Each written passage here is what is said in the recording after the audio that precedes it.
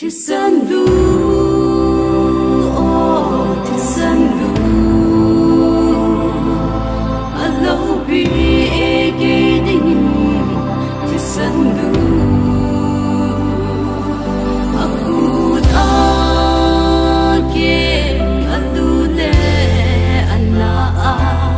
thì sân sun van khôn ai không biết ta.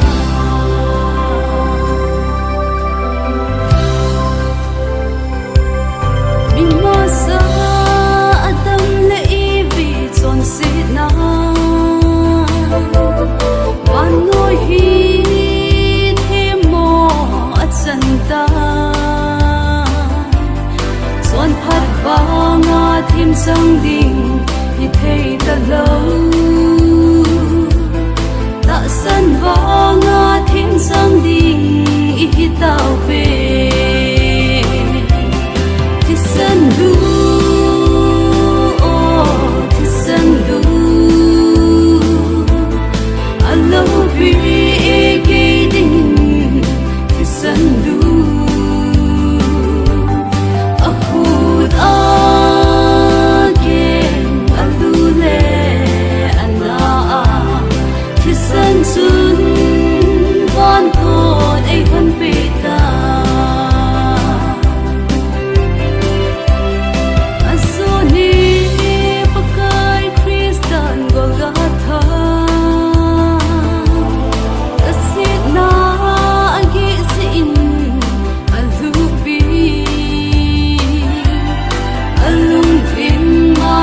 sige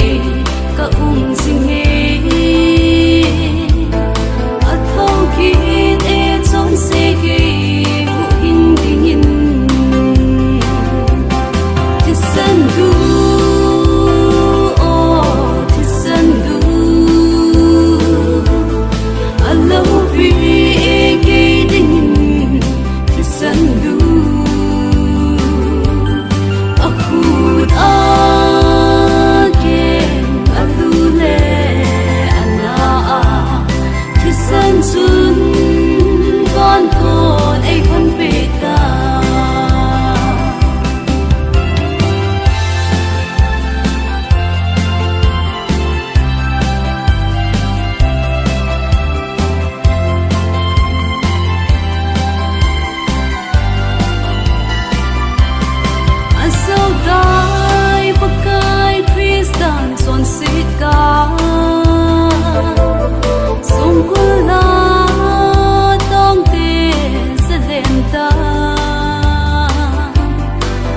suốt câu lô không biết đi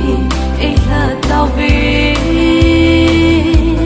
thì sân vang thính sang đình